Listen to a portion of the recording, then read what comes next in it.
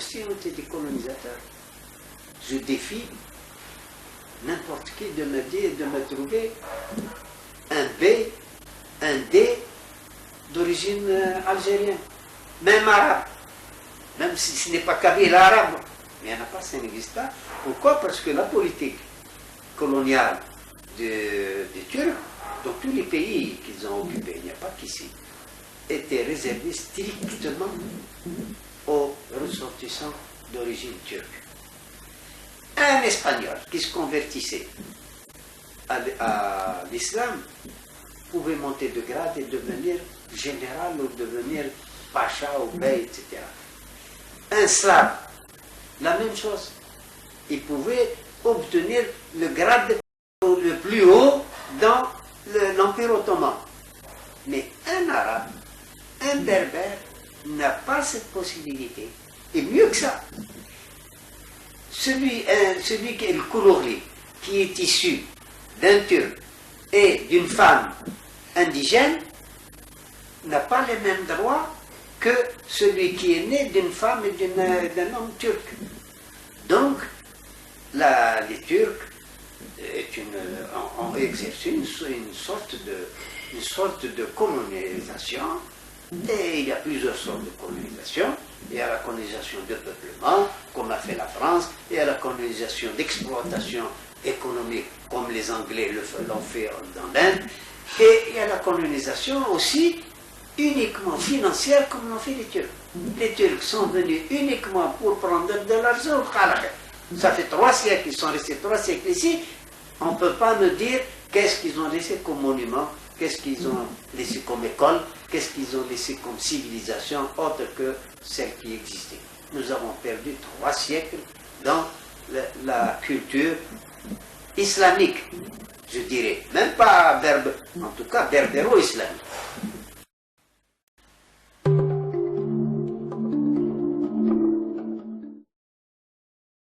Les Français ont occupé, et comme ils étaient une minorité qui dominait, ils ont exploité le peuple algérien.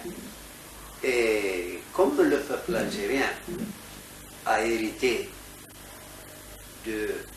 par l'atavisme, on dit cela, de la mentalité indépendantiste du berbère, du caractère berbère, qui se soumet pendant un certain temps.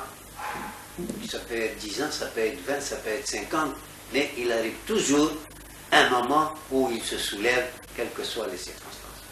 Et ces soulèvements, on les a constatés dans toute l'histoire de l'Algérie, depuis la préhistoire jusqu'à nos jours.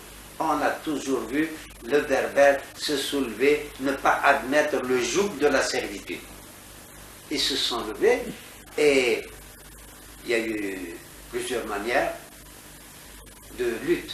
Il y a eu la lutte politique, et il y a eu ensuite la lutte politique n'ayant pas abouti, il y a eu la lutte armée.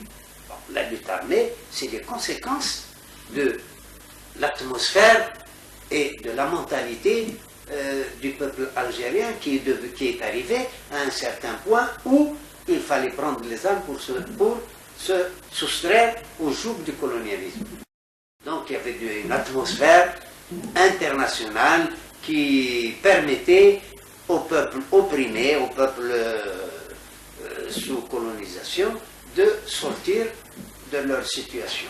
C'est ce qui a amené les partis politiques nationalistes algériens de se concentrer, de se rassembler et de trouver l'issue qui mène à la guerre.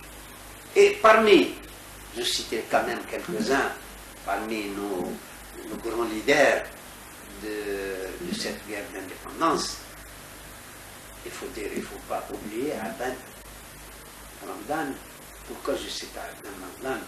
Parce que il a devancé tout le monde par ses idées politiques. Probablement, c'est ce qui a amené sa perte.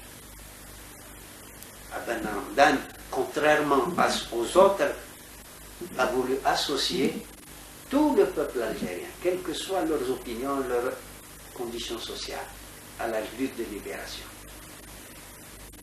Il a favorisé l'arrivée de Abbas. Il a arrivé des ulama, des communistes. Il a mis des administratifs. Tout le monde a été obligé ou contraint par les idées de l'époque de s'associer à la lutte de libération. On lui a reproché par exemple la grève des 7 jours, des 8 jours. Ben a dit, mais elle était nécessaire parce que le peuple algérien n'était pas encore sûr de lui-même. Il a fallu cela avec la répression des armées françaises. Tout le peuple était impliqué. Qui n'a pas eu des enfants ou des pères de famille qui ont été arrêtés? Et de ce fait, tout le monde était impliqué. Par conséquent, mon but était de rassembler tout le monde et mettre tout le monde dans le même couffin pour mener la lutte. Donc, il a eu le deuxième privilège, c'est d'avoir organisé le congrès de la Soumane. Toutes les révolutions ou les révoltes précédentes dans l'histoire n'ont jamais eu la possibilité de se rassembler, de s'unir et de prendre une direction commune, une direction ayant des bases politiques, sociales, économiques. Aben a créé le congrès de la Soumane, c'est-à-dire la plateforme du FLN, le Front de Libération Nationale, qui est la base de l'unité nationale et un but bien précis de l'indépendance, l'issue de l'indépendance. Même si par la suite, elle a été détournée, déviée, mais lui a tracé cela. Et le deuxième homme dont je veux parler, c'est par exemple Krim et particulièrement Améroche. Ce sont deux éléments dans la Wilaya Garoua qui ont conduit, qui ont supporté les plus grandes offensives des troupes françaises qui ont quadrillé toute la Kabylie, toutes les places d'Al-Kabylie, et ils ont su s'infiltrer, s'imposer, manœuvrer et sont arrivés au but que nous connaissons. Je ne peux pas m'arrêter sans parler de l'œuvre de la femme. La femme, on parle des actions des hommes, mais on oublie que la femme est le moteur et le ferment de toute l'évolution, de toutes les civilisations et toutes les révolutions de notre peuple.